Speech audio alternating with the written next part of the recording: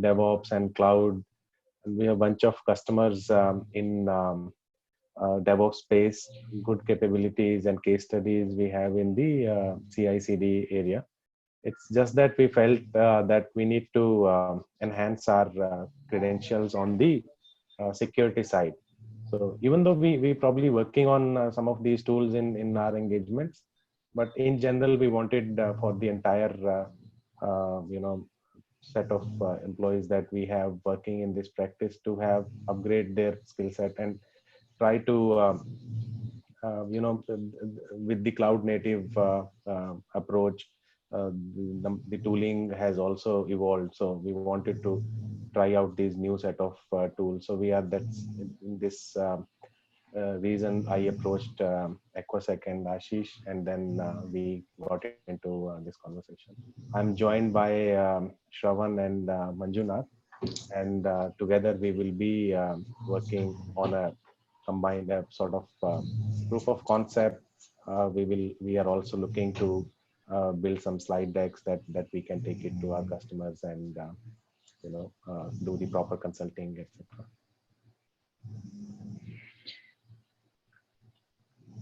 That's pretty much is the background on this. Perfect. Perfect. If there's anybody else in the team who would like to give the introduction, please feel free, or else we can move on. So Ashish, yeah, I will wait. We'll wait for the another if other guys want to introduce themselves. Yeah, absolutely. 1 second. Shravan and Manjunath, do you like to? Are we audible? Yeah. Hi. We can't hear you. Yeah, I think you guys are audible. Shravan, your voice is scrambled. Okay, Sanjay, if you can able to give your team intro, that make help. I hope so. Yeah. So they have a little concern. Yeah. So as I explained, Manjunath and Shravan will be working with me. Yeah. We are all part of the same DevOps practice. Okay, great. So Sanjay, just before we jump into it, and before that, I just. Manjunath speaking.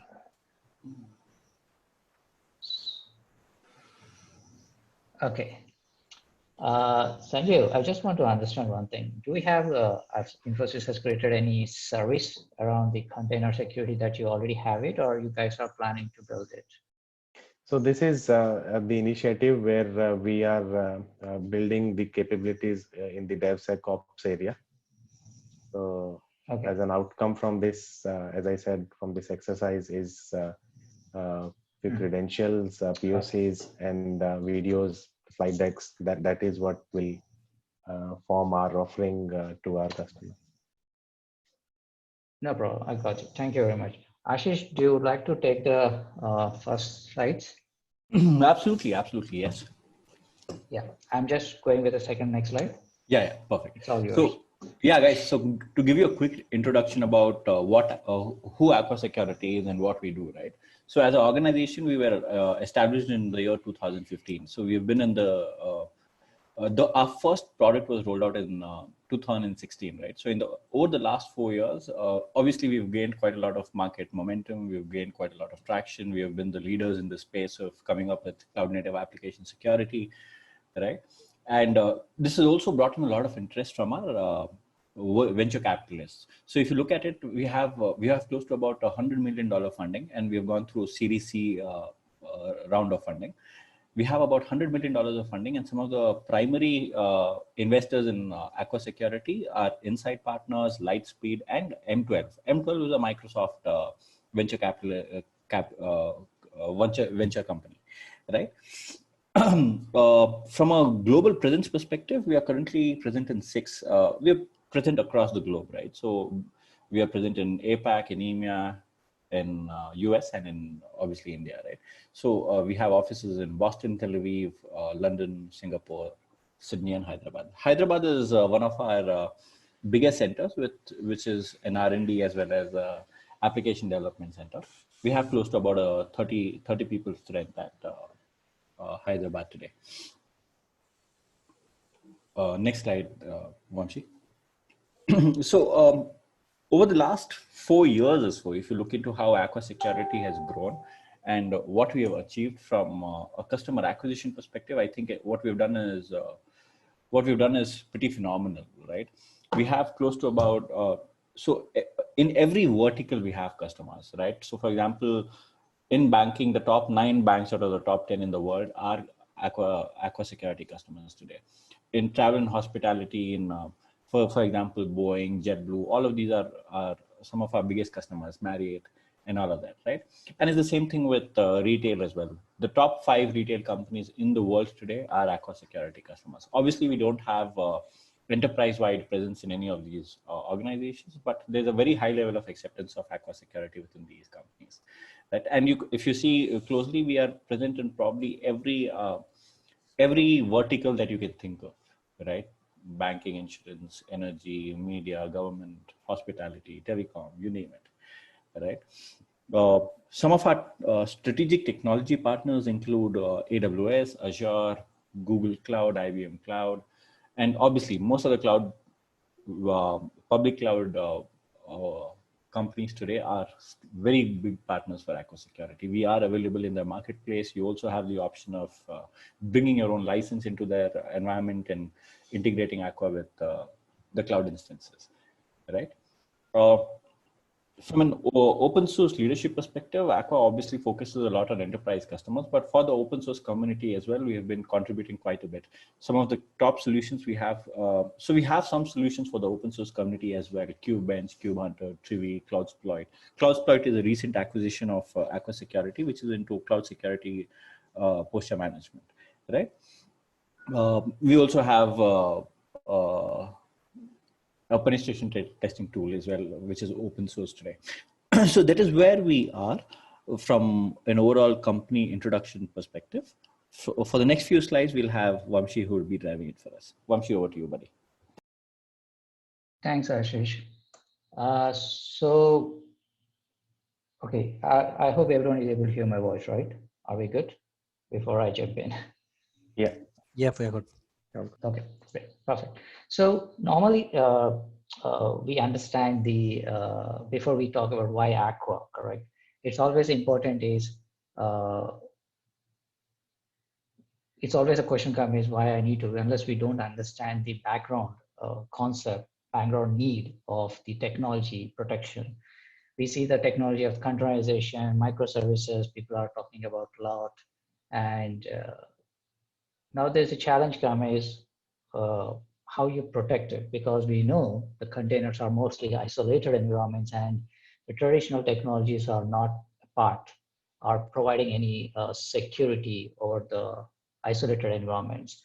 And because of the adoption of the DevOps team, more on the containerization of the cloud, which is we call as a cloud native applications, which running, the security threats are becoming higher and higher, and we need a security for that. So looking into all the need of the customers and growing technologies or platforms, you need a security around it. So to give the end-to-end security, you need something. So that's why we call it why you need Aqua at that moment. Because Aqua is very much focused on the modern cloud application, which are getting innovated in the space of the cloud, right? As well as the on-premises. And we are fully focused on that as a laser, it's called as laser focus also, but we are very superior in the security, understanding the technology of the containerization. We can understand the containerization service model, function as a service, or you name it, about how this evaluation is going on. And Aqua is also why you need Aqua is we are not only just focused on any of the small or medium sectors, we are completely focused on the enterprise scale. So we understand the enterprise level of the challenges because they are vast and they can opt for a lot of different platforms, and we need to provide We need to be, we are the company that are able to understand those needs and able to give you the flexibility to create, address the customer security demands of different cross platforms. When I say it could be a FAS, it could be your CAS or EKS. There's a lot of technology platforms are coming up, right? And also Aqua is more focused on the long-term partnership. We are not just, okay, we have given you solution, we are done. We've been very much more supportive to the customers. We understand the customer needs, what we addressed earlier, but also we focus on the new challenges, new needs, because always customer cannot be sitting on the same old platform, right? They are moving. And always they want to have the better and better solution around it. So we are very much focused, and we do our journey along with those customers to give them a best fast changing ecosystem for them. Okay. So you may all be aware of the what is cloud native application is a common question people ask now, because the technology is no more called as a web application or something which is running on the virtual machines or the physical machines, but the technology has been changed based on the demand. So what exactly the cloud native applications is? Something which runs on your containerization world, whether it could be your made it to run in the public, private, or hybrid cloud. Okay. And it is mostly nowadays applications are very much completely decoupled from the infrastructure. As you know that in previous world, the development use everything is to be aligned, everything you need to carry, right? Your operating system, your application OS, your programming, everything, the binary files, everything has to be coupled as a single thing. But nowadays, it's completely decoupled. You can run on any infrastructure, whether it's a serverless environment or your Kubernetes environment or with your infrastructure environment. And more problem is because of the development build tools are being building too many, like a Jenkins, Python. There's a different tools have been coming up, evaluating. So Ruby, you need to have because customers are building applications on different programming IDE and different platforms. So we need to understand those things. Second term is based on the loosely coupled microservices. You may hear right, every application to fulfill, to run properly, you need to, they require certain plugins or certain services to be run, which we called as right now is a microservices. So now what happened is, if you want to make it as a loosely coupled, you don't have to rely on all the services to be a part of single system. You can create a multiple systems and use whenever it is needed. That's the way of technology of containerization is working nowadays. And the most important is wherever you integrate it or you use the orchestrator, you're always important is it is updatability, scaling, and resilience is mandatory. As you're all aware of that in cloud, why the CSPs are making so much market is to, their major goal was to cut down providing the availability, scaling, and cost, right? Without that, a lot of people have never been after, customers have never been after the CSP because that is the where they're saving it. Similarly, in containerization also, these are the primary needs to address that applications are being providing high availability, scaling is there when the too much bandwidth.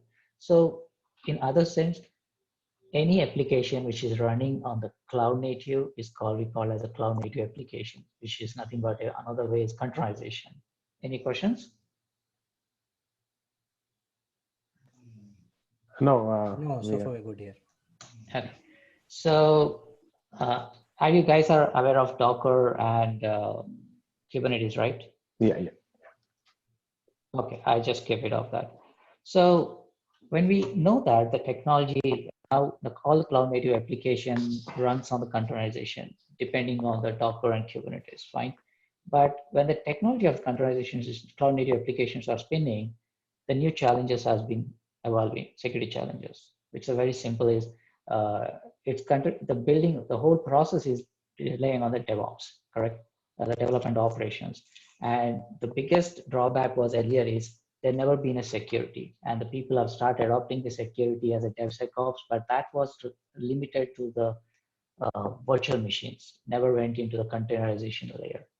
Now, as the era has started, the containerization people adopting, they have started using the shift left, which I'm going to talk earlier. But the whole challenge is how we can secure the cycle of this DevOps, okay, from the development to the operations. How you can embed the security, where are the security challenges you can see it, okay. We have come up with a three stages, that is build, ship, and run. In the build, which is more towards the developers, where what could be the developers is securing their pipelines, right, and reducing the risk. This is a major challenge, which, if you guys understand, developers never bother about security. They just want to fulfill the request and then build it and push it. But the question comes is, are they using the right source? From the right source, they're downloading any images which are secure, doesn't have vulnerabilities, doesn't have any malwares, before they're embedding their application into that. So it is very challenging. And a lot of threats are been starting from there only. And they are coming with a high risk if the developer using a malicious or vulnerable images. And then the second point area comes is, if the developers are building an application with vulnerable libraries or plugins, so even the image is non-vulnerable, but the application which is using the libraries are vulnerable, then the risk factor is always in high. So that is where the biggest challenge you need to be addressed at the build level. Second come is, because of this agile model that the DevOps is following the agile model, it's no more like you guys know it, right? Microsoft release every month. There's no concept like that. Like every month, Microsoft release the patches in a single bucket. But now there is nowhere like that. Like even a small bug, a small issue, it has to be happen on the real-time model. So even a small bug, the whole operation going in agile model, so immediately notify to developer and he fix that small bug and push it code. In this whole process, are we ensuring the images are secure? Because a small change or small adding a new library is also vulnerable. Are we taking care of that? So that is where the challenges, and whatever we are trying to send the code is completely enforcing mutability. Because you guys understand, shipping is not just sending to the customer, but these images are uploading into the Docker hub or private hubs or registries, right? So question comes is, anybody can access who have the authentication out there, but whatever the image you build it, anybody tried to rebuild it with some of the malware, which we don't know because we don't have any control over the registries like Docker hub, GitHub. So there's always a challenge to maintain that trust code is being immutability, to maintain that, which we need to work around it. Now coming back to the last stage is a run. So when customer is trying to download that image and spin up as a container, how we are protecting those containers? Are we able to ensuring, there's a challenge is, are we able to ensure that application doesn't have any malwares, vulnerabilities reside in that? It's able to prevent the unauthorized access. We are preventing people not to access or those files which have been restricted. Are those images are aligned with the compliance, regulatory standards, are their assurance policies? So it's a total process of protecting the workloads, okay? So, and also ensuring how we focus on whitelisting and automation, because if you're having a certain number of libraries or services running, which is not required, you need a process, right, to remove those, to blacklist all those things which are unwanted is the best way of identifying which are needed for the application.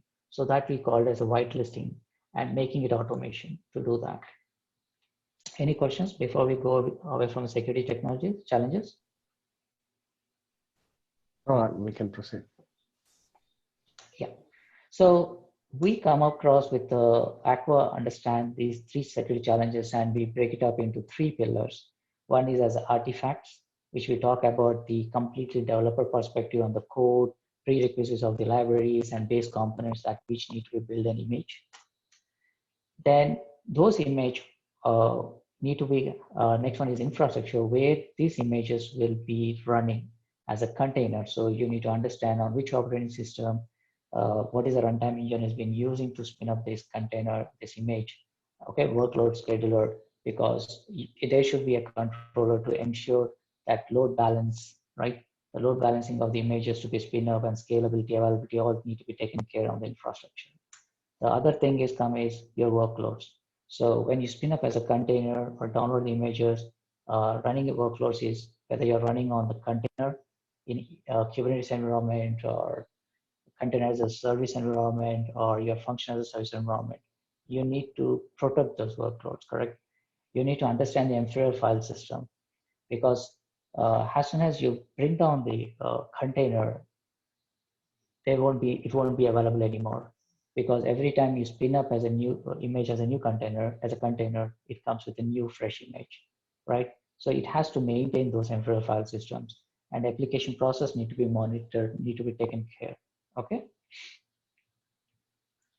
So these three security native services, what we have seen, we have come up with three categories. Our solution is come up into three products. One is for artifacts, we called it as a DevSecOps, where we secure pipelines, allow only trusted code is being shipped.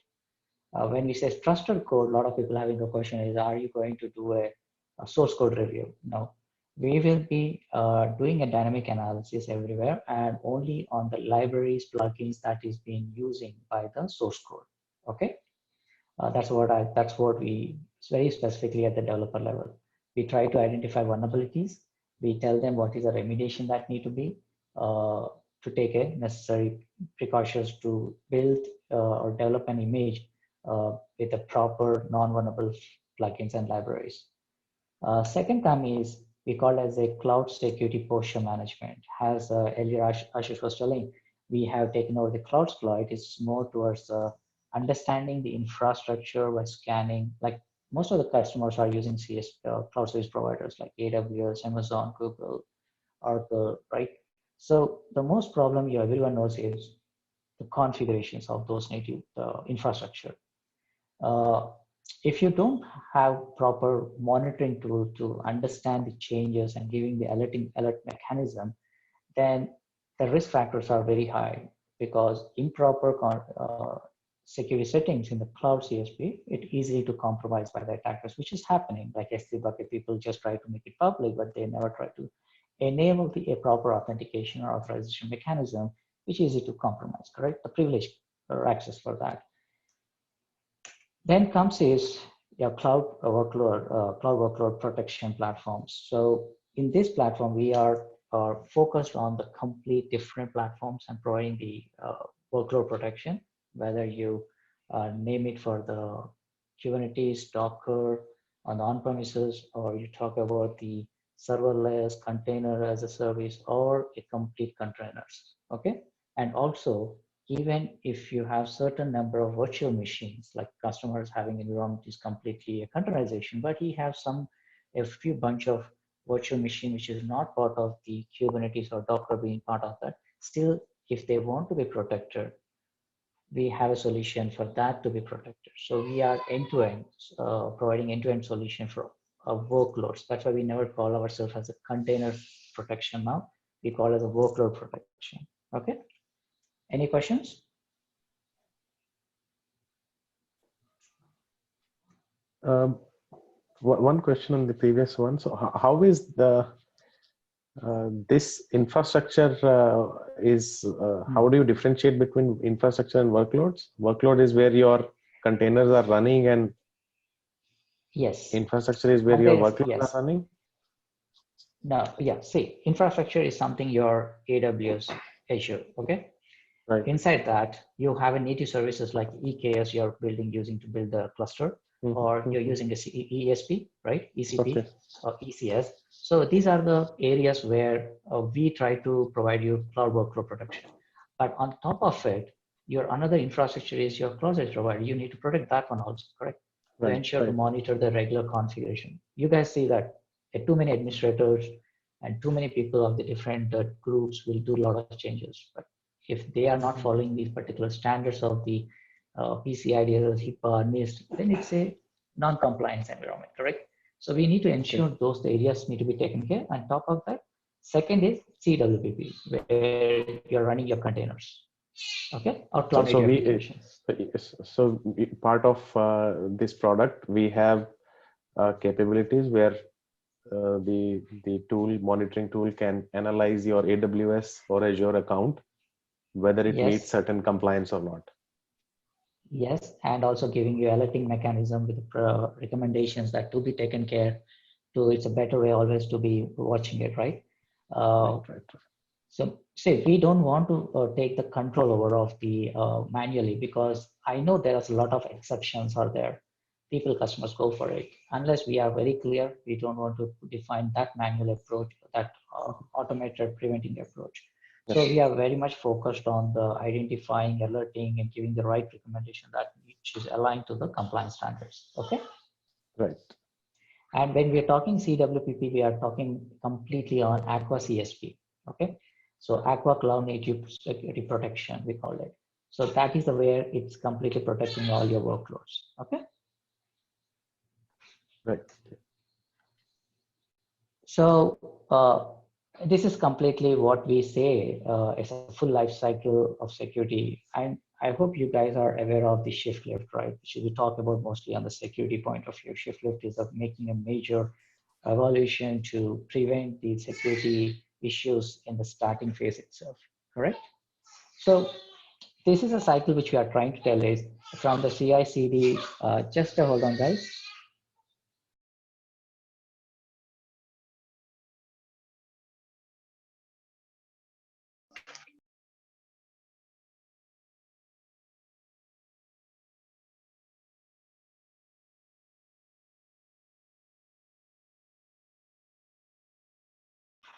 Sorry for my daughter was leaving a little. Okay.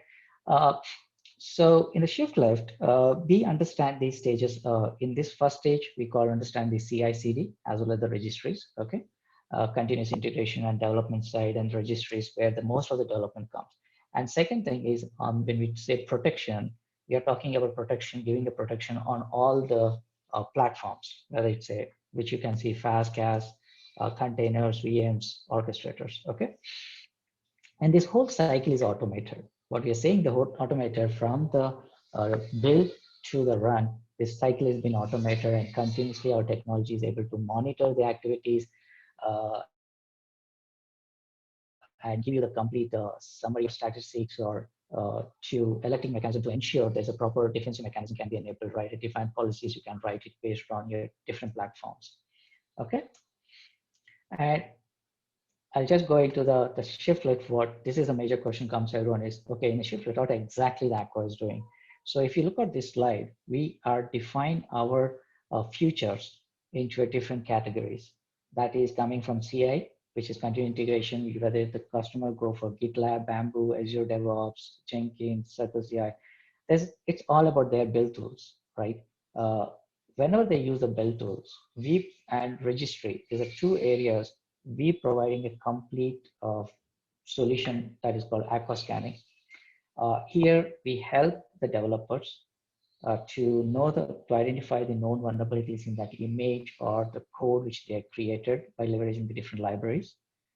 We try to help them to understand if they have any embedded secrets like access keys. Some people put access keys in the code itself, right? And there's something like if they're trying to embed it. And bad configurations of enabling the libraries with the highest permissions, root permissions, which always get easy to compromise from the security attacks. And any malwares reside in the image. A lot of developers just go to the Docker Hub and try to download the image, but they're not aware of much like some malwares can be plotted in that. So it's a very big challenge. So that's where we help them to identify if any image having a malware. In a developer point of view, if you look at any libraries which they are using, it has to be from GPL, a proper licensing, right? GPL is one of the which is used global position licensing. So if those things are not being come up with the generic sources, it's a risk. If I can create a library and just upload it, that it can lead to attack. So we have something called an open source license that report we provide them, what are the libraries they are using is coming from which genuine sources or not also. And also we provide a scanning mechanism for the function as a service. If anybody's uploaded a function in Lambda or Azure Functions, Aqua perform a scan on those functions and give you the complete vulnerability reports besides to it, okay? But what is the benefit for the developers and engineers? They can detect issues early before they ship it or they build it, complete the package of application. Get actionable remediation info, which is better so that they can avoid those vulnerable versions and use the non-vulnerable versions at the building time itself. Any security roadblocks, you may aware that if even after building everything, the image will be going for the security testing, and security test people will test it and say that, hey, this is having a lot of vulnerabilities and it can be easily compromisable, then it push back and the developer has to rework on it. So this type of hurdles will be reduced of maximum to the low. Then comes as we provide an Aqua assurance policy as the two levels. One, to ensuring that the people should not use the vulnerable image. Okay, so you can define a policy, assurance policy, and we can prevent it at the initial phase itself before they download it and start using for the building it.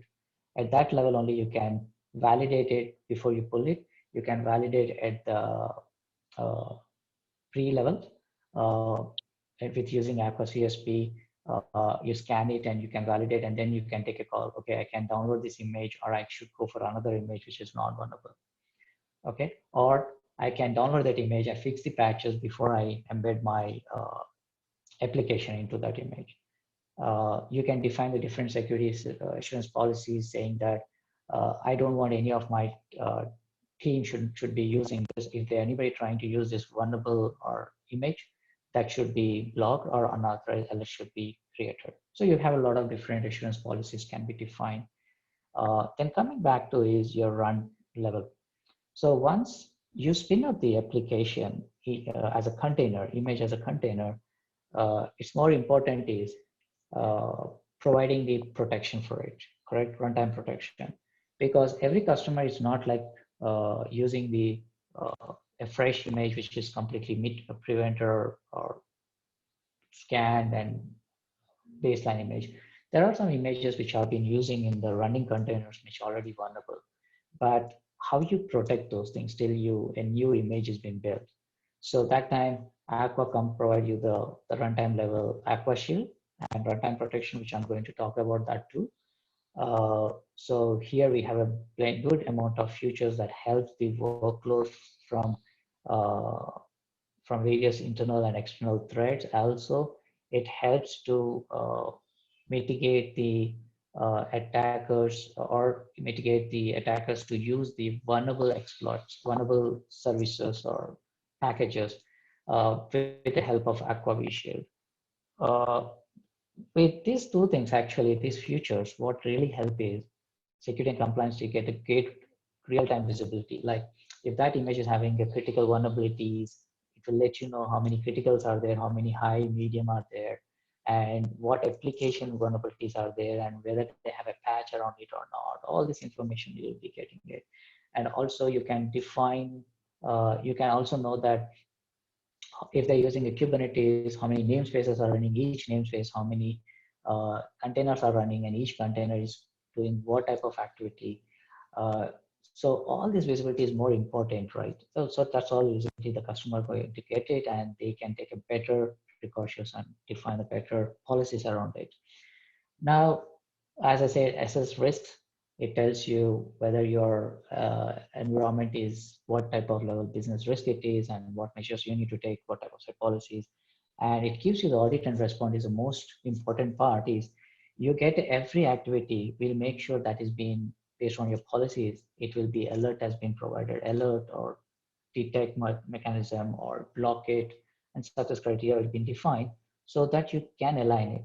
Sometimes you just don't want to block it, but you just want to get detect, or sometimes you just want to alert but you don't want to block it. So it depends on your policies. You can categorize and you can monitor it very well. Any questions before I move into second slide? So the CI and the registry scanning, how does this scanning works? So the CI, I believe, is the outcome, the build artifact or the Docker image is the outcome. So that can be scanned part of CI. Yes. So How do you scan the registry then? How do you? Okay, so good question. So here what we do is Aqua is like Aqua provides you a plugins for CI. So that plugin you can simply integrate to your Jenkins. If I take a Jenkins, you just go into the manage plugins and just select the Aqua security scanner, and that plugin will get installed. And whenever the build is running, Jenkins used to create a build, right? Build it to an image. So whenever that build process is kick off, that Aqua security scanner will start at the time of build. As soon as if the build the Jenkins try to pull the image from the specific registry, whether you're Docker, Hub, or anything. So as soon as it is pulled, Aqua security scanner scan that image first to give you the vulnerabilities resides in that. Okay. And based on if identify the vulnerabilities based on your parameters, it will fail. If it identify vulnerabilities, it's fail. Okay. Second is, let's consider that Aqua security scanner has in the pre-scanning, it haven't identified any vulnerabilities in image. So its second process will be started, the stage 2, where the application will be installed in the image. Okay. Once that successfully image has been installed, application is installed on the image, the final scan will be done by the Aqua security scanner, that is the post, where we still scan it. Is there any vulnerabilities are associated with the application? And we try to provide you the vulnerability scanning report. So it is completely disconnected from the Aqua CSP. So that is completely available in the Jenkins. Okay. That is at the CI. And the registry, it is more aligned to our Aqua CSP. So what is thing is Aqua has come up with a module called image. In the image, we call it add image. So we understand it is always a challenge for us to go to, and we don't know what are the registry. In the registry, a lot of images are there, and people just go type the command Docker pull image. So what we can do is here, a developer perspective and the security administrator perspective, two approaches are there. It's not a mean that developer has to go to the builders build team, CI team to test the image is vulnerable or not. What they can do is we have a solution called Scanner CLI, okay, which is a scanner which is available, and you just need to have a Docker running on your developer machine because Scanner CLI is a container. So a single string of a query, a developer can scan that image on his local machine before he can use that. Okay, or else as a system administrator, customer wants to maintain a complete metrics of which images to be allowed or not on their private. So what they can do is just go and click on the add image. In that add image, you select the image from a specific repository or registry and repository. Like we are supporting all the list here, Docker, JFrog, Red Hat Quay, right? GitLab, you can talk about ECR, ACR, and tools. So we are supporting, just you need to integrate to our Aqua CSP. And whenever you're trying to, without pulling, you just run the scanner. It download that image in one of our scanner CLI where it's installed, okay? And then it scan the image and give you the reports. And it's completely, after the scanning is done, that image will be completely deleted. Okay, now you said this is not being installed in any outside of the customer environment, wherever the scanner CLI is installed, okay? Because we have a different scanner CLI. One is scanner server comes along with our Aqua UI, and one extra you can also download it. So wherever the scanners are available, that image is being copied into a temp folder, it scans, and then that temp folder will be deleted, okay? So here, nobody is trying to take a risk here. Neither the image is not run as a container, so no threats. Scan is done very much isolated, so all the security has been aligned. So these two places, the customer getting a lot of benefits to take necessary actions. Does that address your question? Yeah, right. Okay. Any other question? No, nothing from Okay. my side. Yeah. So I'll go to the next. So basically, when we say we protects, Aqua protects the entire stack, means let's take you have a Kubernetes environment, correct? We just don't look into the container or only containers in the Kubernetes environment. Aqua gives you protection for the containers, host, and cluster. You know that in a Kubernetes, these three are the primary stages which need to be protected. Cluster, we look into it as a, we have our Kube Hunter, which is an open penetration testing tool, which is being currently embedded with our Aqua CSP. So as soon as Aqua CSP sees this is a Kubernetes environment, it performs that, run the executes the Aqua Kube Hunter to understand what is the vulnerabilities resides in the cluster, okay, which is web application vulnerabilities.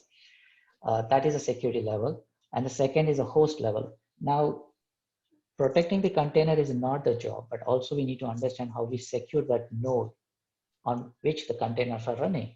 So Aqua also taken the call, and we are currently offering the host level protection on the runtime level, assurance level, CIS benchmark level, okay? And it's host to host. You can define the firewalls, you can enable the policies accordingly, and what images are running in that host, you can scan it, you can get a complete discovery phase around it, okay?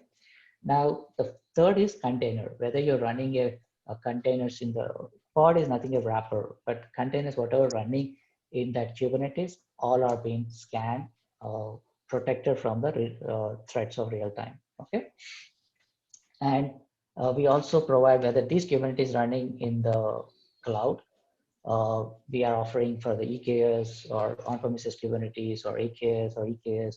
So we are providing support everywhere, and we providing a protection for the function as a service. It's not only scanning vulnerabilities, but you can embed the enforcer through the function, and then you can define a policy to protect that function from attackers. Second, for container as a service, wherever like a Fargate, right? If you go to the AWS Fargate, which is complete a container service, or any container service where you spin up as a image as a container, Aqua provide you the enforcer, a part of that container, and protects the container from all the real-time attacks, threats, okay, and define out your policies. VMs, as I told you earlier, if a customer having any virtual machine without Kubernetes and Docker, but it's still required in that environment, we have a solution called one more enforcer for virtual machine, and that you just need to install the binary and you can control all the settings from your Aqua UI. So that's why we are being not just for one particular platform, we are complete entire stack.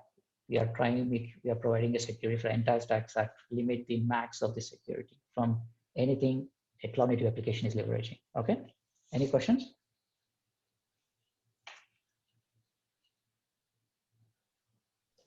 Oh, very good. Okay, so if I look at this is a high level framework which we talk about here, and you can see the complete Aqua Cloud Native security solution, how it is trying to secure the different layers of stages, like the workloads. From the workloads perspective, irrelevant whether they are containers or CAS, we provide a security. With a functional service, we provide a security. If it's a virtual machine, we are providing security in the workloads. Even if it's a pivotal application service, we provide a security for it, okay? And whether it's orchestration, we completely provide on the Kubernetes security, and we know that Kubernetes is a backend orchestration used by the most of the platforms, right? Whether you go with OpenShift, you go with EKS or AKS or GK, all are using in the backend of the Kubernetes orchestration, right? And as a cloud infrastructure as a service, when we say, which is our cloud exploit, which we are trying to provide a complete cloud security posture management, which helps you to complete infrastructure monitoring to know if each cloud native configuration and privileges has been defined, aligned to the regulatory standards or not. These all three layers are being successfully, we are in supporting all the SIM solutions, analytics and monitoring tools. You name any SIM solution which has been like QRadar, RSA Analytics, or Logarithm or ArcSight. We all support a lot of things within Splunk. And in this platform, Aqua maintains its own intelligence cloud. So all the vulnerabilities, feeds, and everything is maintained in our cloud database. So whenever there is a scanning is happening, the data will be validated with our cloud intelligence sources to understand if that image having what are the latest vulnerabilities that are being aligned.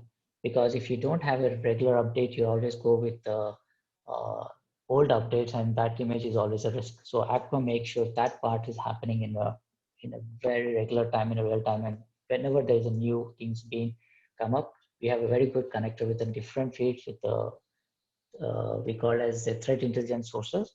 So we have a latest updates in our place, and that gives you the latest vulnerabilities on that. We support LDAP, AD, SAML authentication mechanism.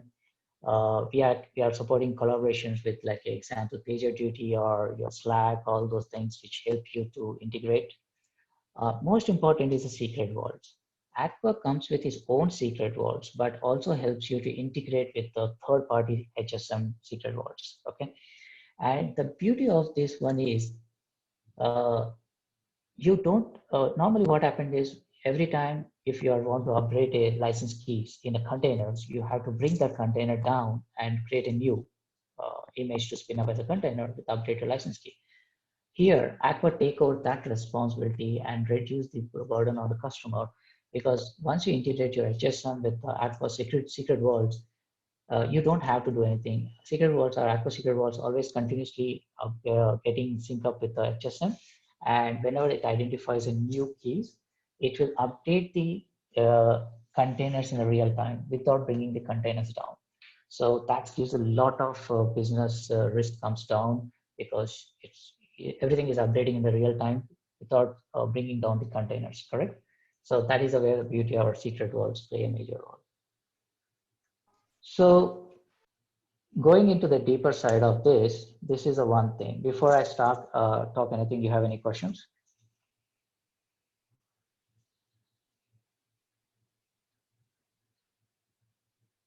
Okay. So what is the framework you have seen? I'm showing in the architecture how these are the blue boxes which you are seeing, right? Scanning, secrets, assurance, vulnerability shield, runtime protection, workflow firewalls, okay, and compliance are the major features of the Aqua, which is offering to protect the different platforms on which the cloud native applications are running, okay? Scanning, which I was already told you, we have a different scanning mechanisms that which helps the developers to the until the production level. We have a secrets that is a secret vault which can be used instead of embedding your secrets into the containers. You can directly use the secrets in runtime without embedding any secrets in the containers or in images. You have different assurance policies to ensure that image is comply with certain standards of the customers, and they are having any malwares, or these images having any severity level vulnerabilities. You can define it. There's a lot of features that can be enabled. Vulnerability shield is something which I want to talk to you guys. Vulnerability shield is something you guys already knows that we have a different types of vulnerability scanners. Like you can name it Qualys, you can name it Tenable, Nessus, Web Inspect, a lot of vulnerability scanners, but they all do one thing job. Common job is scan, identify vulnerabilities, give the recommendations. But everyone knows that that is not sufficient for the customer. The customer is always look for, if I don't have the patch for my vulnerability, how are you going to protect me? So a lot of defines the policies in the IDS firewall, but that's not going to mitigate anything. But Aqua is doing something different here. That is where Aqua has come up with called a V shield. We call this vulnerability shield. It is a policy we call as a virtual patching policy. That policy will be created on the vulnerable file, whether it's a plugin, library, anything, or package. It creates a wrapper on top of the particular package and start protecting. Means it gives you a flexibility. It's an automated policy is created. You just need to choose whether you want to audit or prevent or to access any application, and prevent that library to access by any other applications apart from the required applications. Okay, So this policy will be sitting around as a wrapper without changing any of the libraries. It just created policy and it start monitoring every request that is making access to the library or package or plugin, okay, or executable file. And if it looks into it, if based on your permissions, if you say this application A should only allow to access, allow it. And any other applications apart from application A is trying to access, prevent it, is something like blocking it. So that will help the to have a better prevention than, so you can define a prevention mechanism till that there is a proper patch has been released by vendor. So which is the customer will be always happy, right? When they have some prevention mechanism is given and control over him. So he is always happy that he can be confidently, he can run his business. That's why vShield is becoming more popular and it's the only unique feature that Aqua is offering as a differentiator. Coming back to runtime protections, we talk about a lot of runtime protection, but there's a question coming, when you're running a container, you define a policies, but someone is trying to inject the malware or ransomware attacks are high. So Aqua comes with one of the differentiator in the runtime protection is called a drift prevention. Anything that is not part of the original image or part of the original policies, or you can say environment or anything which is not part of the original image or take image, and there's a differ, right? So if anybody's trying to install any binary, something which is not part of the original image, it prevents these operations. If anybody try to change the file name or something, a package name that is differs from the original, it prevents that to be using it. So that's why we have said that anything which is not part of the original image, Aqua drift prevention will take the control over and protect that environment or container securely.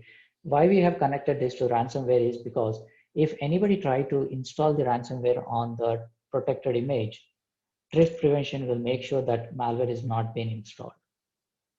So that is where the beauty of most of the threats you can prevent it if you enable the drift prevention. Second thing is workload firewalls. Workload firewalls is something we don't say container firewall. We say workload firewalls is we providing a firewall for the host. We are providing firewall for the containers. We are providing a firewall for the container as a service environment. We are providing a firewall for the functions. We are providing a firewall for the virtual machines. So that's why we call ourselves as a workload firewalls. Okay. And this is completely easy to manage, easy to define a policies from the Aqua UI. So you don't have to be too much thinking, hey, I have a native firewall, which on my Linux machine, I should be doing some configuration. You don't have to, just keep it simple. All the configuration can be done from the single Aqua CSP. And finally, we talk about the compliance. Compliance, we come up with a compliance controls that is being predefined. We just need to enable it, and automatically Aqua perform a scan based on those compliance security controls and give you let you know which are the containers or environment is compliant with that. Workloads mostly. Then as bottom, I've already told you, these are the features we help to integrate with the third-party vendor solutions. Any questions?